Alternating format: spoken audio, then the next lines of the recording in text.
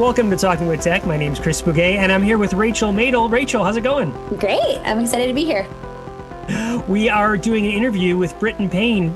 Britton, did I say your name right? How did I do? You did. Usually Britton is what's on the business card, and then people call me Brit, B-R-I-T. Brit. Awesome. All right. So, Brit, tell us a little bit about who you are and what you do. So I'm an entertainment attorney, largely working in animation, recently of Nickelodeon and Warner Bros. Animation, and a while ago I did DC Comics. And I also have an autistic son who he's now 11 years old. And so we got a diagnosis when he was about 18 months old. So my wife and I have been spending a lot of time since then familiarizing ourselves with autism.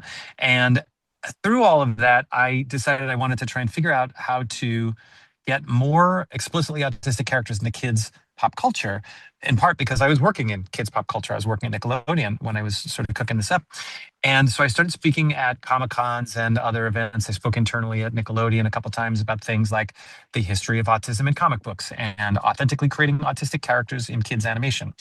So out of that, I started a nonprofit earlier this year called the Autism Scene that's dedicated to try and get more explicitly autistic characters in kids' pop culture. And we are holding a competition called the AUSPEC Awards, which is an animated kids series spec script competition. Spec meaning speculative, so you write a script that nobody asked you to write other than us for the competition. And in the rule of it is that you have to have a series regular, meaningfully interacting with an explicitly autistic character. So among those autistic characters, of course, would be non-speaking characters who use AAC devices. One of the prize categories is going to be best non-speaking character, and another one is going to be best use of an AAC device. Through all that, one of our board members, Alfonso Camacho, he's a non-speaking autistic kid with apraxia, he's 19 now, I guess he's a young man. And he is on our board, and he's a college student now. He uses a couple of different ways of communicating, and he's become a friend of mine. He came and saw one of the panels that I was doing, and then said that he wanted to be on a panel like that, but he didn't think people would wait for him to respond. And I said, well, then that's maybe exactly why you should be on the panel, so that people like me who like to chit chat really quickly can learn to wait, so that it makes room for more people to have their voices be heard in the first place. And that's what led me to you guys. I love that, Britt. I feel like we've had a lot of AAC users on this podcast, and that's one of the things that they share. So much so that some of our guests have asked us to not edit out some of the pausing, because I think that's one thing that is a really important concept to understand when someone is formulating a message using AAC. It takes some time, and it requires us as the listener to be really patient, and not jump in and fill in that silence, because sometimes that silence can be a little uncomfortable. Yeah, I mean, I'm an attorney, and at law school, that was clear to me that whenever there was silence, I felt compelled to put up my hand, whether or not I had something intelligent to say. And spending more time with Alfonso has shown me that, all right, I can wait, and the walls won't close in. Everything is just fine. It's some of the work that I've been doing is trying to acclimate neurotypical people to accommodating and including autistic people, and particularly people who are non-speaking, because it turns out it's not that big a deal. It's not that hard to do. You just kind of have to know what to do and then do it. So part of the work that I'm doing is trying to help neurotypical people understand those kinds of things. And Britt, it sounds like by working in animation, if we get, now, of course, there's older animation and younger animation, but getting the next generation of kids that are watching animation right now, sort of seeing representation in that way, helps them kind of grow up knowing what to do and not having to learn it when you're an adult. That's right. And it can be hard to learn as a kid, right? If you don't have anybody, especially, let's focus on non-speaking autistic for the sake of this conversation. If you don't have anybody non-speaking in your life, then how as a parent are you really supposed to meaningfully teach your child and model for them how to behave? At schools, how are the teachers supposed to teach when they have 25 other kids and they don't even necessarily have somebody non-speaking in their classroom? The odds are every fourth or fifth classroom would have somebody non-speaking and autistic. If the current statistics are 1 in 30, and then 1 in 4 of those are non-speaking. The odds are it's somewhere in the building, but they got a lot of kids to deal with. But pop culture is everywhere and all over the place, and something that the kids actively seek out. So if you can model that kind of empathy in kids' pop culture, you can really make a difference to helping those kids understand better how to treat their non-speaking peers. And I think that's where I sort of figured out, okay, well, from the inside, with the Rolodex that I have, what could I do? What little piece of the pie can I contribute to making things a little bit nicer for kids like Alfonso when he was younger, and to a certain extent for my son, he does speak, but he is autistic, and he also needs empathy and understanding from the people around him and the world around him as he grows up and grows, hopefully launches and goes out into the world. Britt, I have a question about this since you've been talking about, you've been doing this for a while and talking about this for a while. People are interested in this, like when you're mentioning the AUSPEC Awards. There's sort of a way that people think they're helpful, but it's sort of ableistic. And I'm curious from your point of view, what kind of things can you do, or what have you seen that helps people think about representation in a respectful way, in a helpful way, in an accurate way, so that it doesn't lean over to ableism? I think that's a terrific question. And it's something that, as a non-autistic person, it's not really my job fully to answer that question. It's my job to set up structure where autism consultants and autistic people and see the works that are coming through the system and coming through the competition and offer their opinions, so that the ultimate winners, it's more like throwing spaghetti at the wall, right? You see what sticks. And so I hope that there'll be an awful lot of people who submit scripts that have all different kinds of representations of autism, where they all really try to do a good job. But the proof is in the pudding. And so the ones that do it well and do it authentically are going to be the ones that the autism consultants and the autistic people in our judging process will be able to sort of give the seal of approval. So it's a little hard for me to say exactly what the creative result would be that would be a good representation. What I can do is try and set up a process so that at the very least it's vetted. Look, the work that I'm doing, I think about Sammy Davis Jr. When he was getting on stage with the Rat Pack back in the 60s, where if you read the jokes right now, you would find them extraordinarily offensive and not the kind of thing that you would expect to see in modern socially acceptable entertainment. But at the time, it was incredibly progressive, because there was a black man on stage being treated by his white peers in a community and in a world that didn't always so readily accept it. And it pushed things forward. So I hope that 20 years from now, the kinds of things that I'm saying will be looked back on as old-timey, because that will mean we will have progressed. I love that. I love that. Yes. Tell us a little bit about the awards and how can people get involved. I'm really excited about the work that you're doing, and I love the idea of really trying to showcase in an authentic way autism and autistic characters. And so how can people join this movement? Well, thank you. And that's very nice of you to say. It's the autismscene.org is our website. So it's just the autism scene with a .org. And we're trying to make that as much of a resource as possible for people, especially people who are good writers who do not have that much of an understanding of autism, but nonetheless are interested in the prizes. At some level, I don't really care if the people who contribute to this competition have a place in their heart for autism. I care that they create the characters that can then get on TV, that can then help people like my son move more smoothly in the world. And if through this process they do get some extra understanding of autism, or they do decide that, like, hey, maybe I'll do more autistic characters in my writing in the future, that's terrific. But ultimately, I want to set up a system so that which you can find at the autismscene.org, where they get to meet with writers who might hire them, the people who are currently running shows that are hiring writers, and managers who currently are working to place people in the shows that are hiring. That's who their Rolodex is. And executives who are currently running studios and the parts of studios that make kids animated television, so that it really feels like a jobs connecting network that just happens to have autism as a component of the process. That's almost like that's the price of the ticket, right? If you put in an autistic character, this competition will hopefully help you with your career. There are lots of different categories. One of the ethos is that autistic people are everywhere, and so they should be everywhere in pop culture. We're focusing on kids animation, but that they belong in spooky shows, and they belong in adventure shows, and they belong in little kids shows, and they belong in musicals, and they belong in any kind of genre of show within animation that you can imagine. Well, that's where they should be. I happen to believe that steps out of the autism world and into, they belong in hip hop music, and they belong in video games, and any place where you find people, you should find autistic people. Any place you find characters, you should find autistic characters. And hopefully this is sort of step one. It's the world that I know. It's what my Rolodex can withstand. So if you go to the autismscene.org, you can find out how to contribute. Mostly, I want people, even if you've never written a script before, we're going to put up sample scripts. We're going to put up sample outlines. We have a tutorial, not a tutorial video, but an advice video, a lot of FAQs, a lot of information that's trying to help you dive into this world and take a crack at it. Maybe you're a great writer. And if you're already a great writer, we want to help you increase your tools in your toolbox and make your skill set broader so that you can have an ability to write more stories. And in the end, even if you don't win, you've had the process. Yeah. The way people can get involved is by going to the autismscene.org. It's just the name of the entity, the autismscene.org.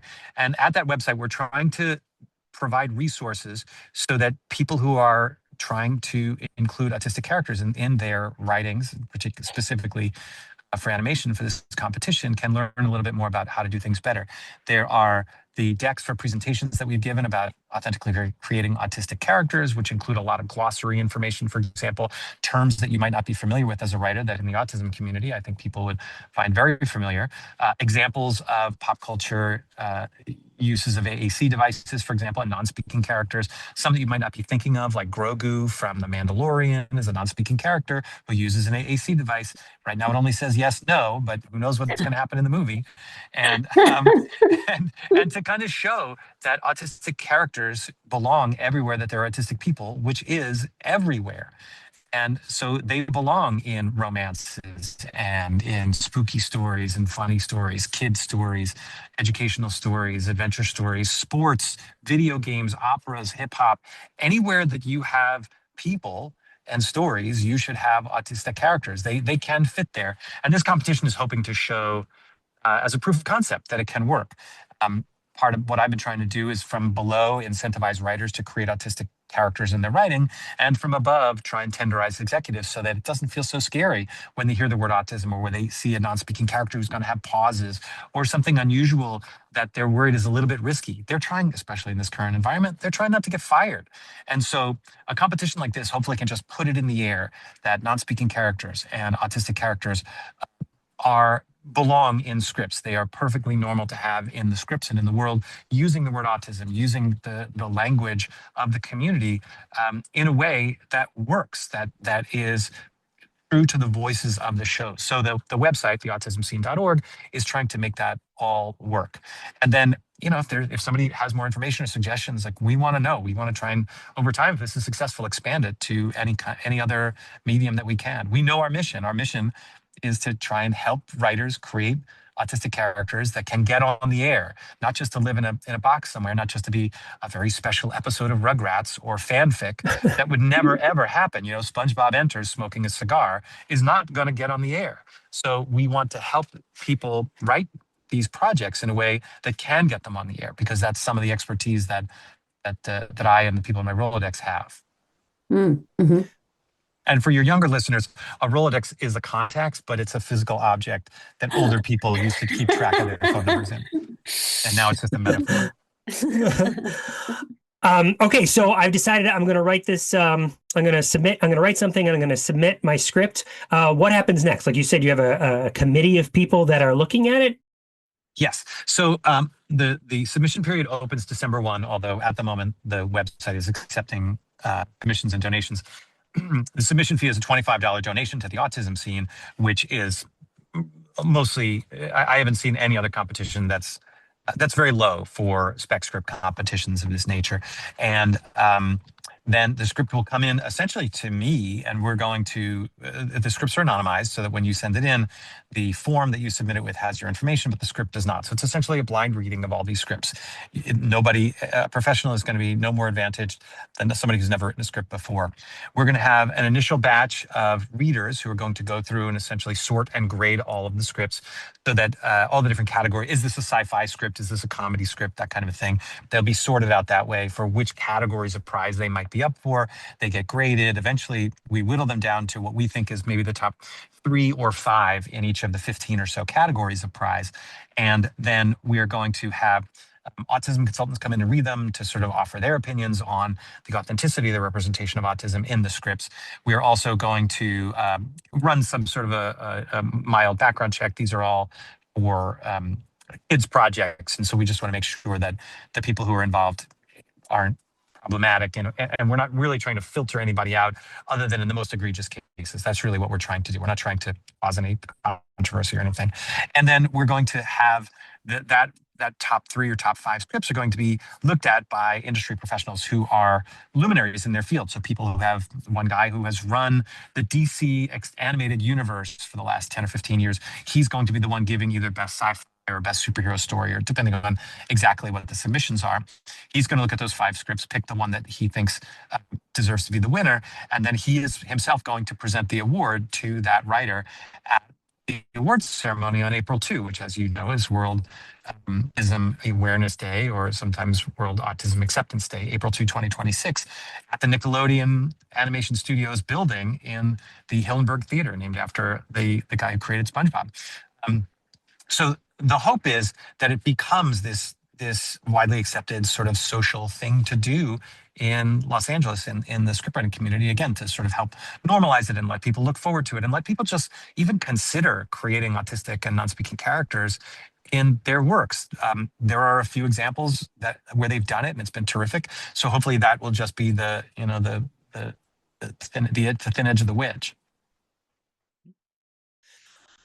Britt, I have a tough question for you. I mean, I have 2 questions, but here's the first one about submissions. So now we're living in the world of generative AI, and some people use generative AI to help them with their abilities, right? So how is the awards handling the use of generative AI? So the tools that are out there for people to create things like this are incredible, but this is a competition for people, and so we are.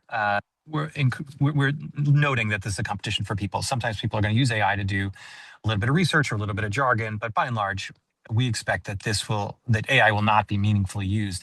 And my understanding from the people who read scripts that people submit, they can tell, that AI just isn't at the point where, if you're writing a script like this, that it can generate something that passes muster. So even if somebody were to use AI, it's not that likely that they would be as successful as if they had written it themselves. And then on the backside, when somebody's going to get, if we know somebody's going to get an award, we'll ask them, we'll also follow up with the questions as we do. That's really when we're talking about a background check, that's the kind of thing that we're talking about, just getting to know somebody just a smidge, and ask them if they're using AI, because there are a lot of people. First of all, they're not going to be able to use AI when they get work, and this is intended to try and help people get work, because we want them to work so that these scripts and ideas like this get on the screen. And right now, the state of the industry is we're not using AI for projects like this, for the broad projects, and so we expect that the people in the competition won't use it either. Awesome. All right, here's my next question, and that is, you live and work in this world of entertainment with studio executives. So we've spent this time to create great scripts with great representation. Do you feel like studio executives know that there's a market for it? Or is that what you're talking about, moving the needle? Like they will go, yeah, I see that, green light it or whatever. I don't know what that means. You know what I mean? But that we're going to move it forward, or is it going to die on somebody's doorstep because inclusivity is a word that's in the public eye right now? Do you know how? I don't know. Just talk about that in general. How do you think it's going to go? My hope is that it creates an environment where it doesn't feel so weird, and it doesn't feel risky, and it feels not like, I'm not expecting anybody, especially on the executive side of things, to do these things because they have a good feeling in their heart about inclusivity. They do happen to have those feelings in their heart. I've talked to them, but they also have feelings about cancer and about other issues, the environment and other things. And so to expect somebody else to take up your banner, I think, is asking a little too much. What we can expect them to do is, if they read a good script, to try to champion that good script to make them look better. And I think that's really what I'm trying to have this competition focus on, is that the scripts need to be really, really good. If you're looking at 2 scripts and one script is a perfect voice fit for the show, it feels like it could be an episode of the show, and the representation of autism is authentic, but not a particularly big swing, versus a script that has a very big swing for the representation of autism and the characters in it, but doesn't quite match the voice of the show. Well, the one that doesn't match the voice of the show is not getting to air. So it may as well just be in a drawer. Even though the exercise of writing it was lovely, but if it doesn't get to the air, then it's not fulfilling the hope of the show. And in fact, it's showing that if you inject an autistic character, it's not going to match the voice of the show, so we shouldn't inject autistic characters. Whereas the other one says, hey, guess what? Here's a brilliant script. There's an autistic character and it's a brilliant script. They're going to hear, the executive's going to hear, brilliant script. And that's what they're looking for. Now, I have sort of kicked around the places that I know of in within studios. And as much as people are interested in doing good things, awards don't move the needle at this level. And praise, and sometimes it's nice to have a little thing that you can put in a promo once it gets done, but that it's not going to move the needle. It's not making it more likely to get on the air. Is there a market to see autistic characters on screen? In this world, there are certain places where you can go, like Carl the Collector is a show that has an explicitly autistic lead character and an explicitly autistic friend on the show as a series regular. And I think the people who go to that show don't go watch it because it's about autism. I think they go watch it, I'm talking about little kids, because it's interesting or funny or fun or sweet or something that they're looking for. It helps them better understand the world around them by teaching them, oh, if I fall off my bike, I can get back up and ride again. Or if something weird happens, I should go tell my mom, or, whatever the lessons are of even a show like that. So I recognize the reason to ask the question. And I think the answer is just you have to make good scripts. You might even have to make better scripts than regular scripts in order to push something to the air that's going to have something like this in it. And so then the goal is, all right, well, then let's just do it. Let's get better scripts. Awesome. Yeah, I love it. I love it. Well, okay, Britt, is there anything else did you want people to know? Do you want to brag on your son a little bit to the extent you're comfortable? My son's terrific. He's learning how to do video editing. That's his real exciting thing to do. He got interviewed the other day by somebody who, a social worker or somebody who was helping him out. And they asked what he liked to do. And he said video editing is what he likes to do, which is pretty true. He brags about the different programs he knows. He impressed the guy at the Apple store that he knew how to use Final Cut Pro. And the Apple store guy said he didn't know how to use Final Cut Pro. It's very exciting. Yeah, I think there are, I like the idea that AAC users can find themselves in pop culture, because right now there just aren't that many. I do this panel called The History of Autism in Comic, not the history, but Autism in Comic Books. And even in comic books, there are very few AAC users. There are similar devices that are kind of fun to explore, like a universal translator that you put in your ear so that when you meet the aliens, you can understand what they're saying. And that, is in its own way an AAC device. But it doesn't, which is lovely, I'll take it. But it would be, I would like to see more. I would like to get to a point where you don't have to say what an AAC device is to an average person. People who come to your podcast are interested in AAC devices and interested in non-speaking people. But an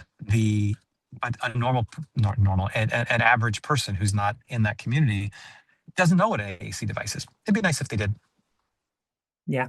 Britt, I just want to comment on that for a second, because I find that is something I see, and I am always trying to make a decision on this podcast and in the work that I do in public schools and beyond, is a lot of the representation we see about AAC is often, you gave a perfect example of Grogu, right? Awesome. Oh my gosh, it's in Star Wars. It's yes, no. It's not very robust.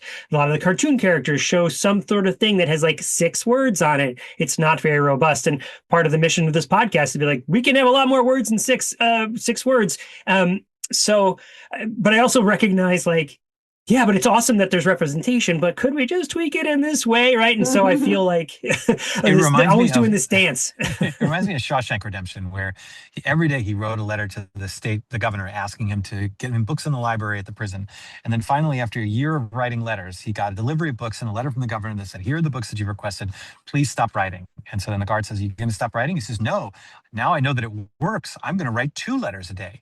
And I think that's the kind of in the dark place, Andy Dufresne had an upbeat attitude. And I think we can too, where we say, that's terrific. He got on, Grogu got on there. Now we can use that as a, for instance, that we can point to in describing these kinds of things. And it's time for more.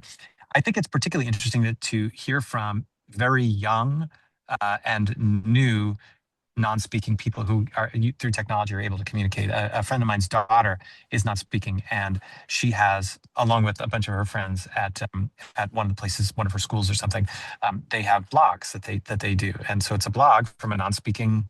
I think she's 9 now. She might have started when she was 8 or 7, and just to be able to get to know somebody a little bit better, somebody who is otherwise a normal 7-year-old kid who just has this different kind of profile and this different kind of presentation that can really affect where they fit in the world. So, a lot of people in the autism community talk about presuming competence, and I think that is even more challenging when you're talking about somebody who's non-speaking, somebody you have to wait for, somebody who communicates in a way that you're not particularly used to. Even for parents, I think that can be challenging. When you first connect your child with the right kind of AAC device that they can use to communicate, to not just assume that all they want to say is yes and no, like Grogu, or even what they're interested in doing is getting their needs met directly, like, oh, I need to go to the bathroom or I need food. But ask them to tell jokes, or ask them to write fiction with them, make up stories, create things. Use these tools to do more than just the basic fundamental things that you can do, because you don't know where the flower is going to grow through the crack in the sidewalk, and so you kind of have to look around and see if you can help facilitate that happening. An AAC device requires more than just the device; it requires the support people around them. That's something Alfonso would talk about, is that he acknowledges that the reason that he's able to connect with the world and contribute, he's a terrific writer, is because he's got people around him who worked really hard to try and make it happen. And so that's kind of what you guys are doing, with your podcast, and encouraging therapists out there to try new things and to learn about new technologies, because that's how these voices are going to be able to get out into the world and provide rich, new, interesting perspectives and stories to people who are tired of hearing stories about people. I'm a middle-aged white man, and people like me, they want to hear new and interesting things. And if there's all these people around you who are super interesting, who have not been able to connect with you, and now they can through a device like this, your life is going to be richer too, whether or not you've ever known anybody who's not speaking. Yes, if you were holding a mic, Britt, I feel like you should drop it. Couldn't agree more. Couldn't agree more. All right, Britt, one more time. Give us the website, how to lead us out with the right marketing. Yes, the website is the Autism Scene, theautismscene.org. And the competition is called the AUSPEC Awards, AU for a common prefix for autism, and spec for spec script, which means speculative. So it's the AUSPEC Awards. If you know anybody who's interested in writing, spread the word, have them take a look, theautismscene.org. And if you have somebody who's maybe interested, here's a nice way to have a little bit of a tutorial and a little bit of motivation to give it a shot. Awesome. Well, we'll definitely link to that in the show notes. We'll get this episode out as soon as possible. And thank you so much, Britt, for coming on. It was such a pleasure talking to you. Thank you both. I appreciate it. Appreciate you. Bye now.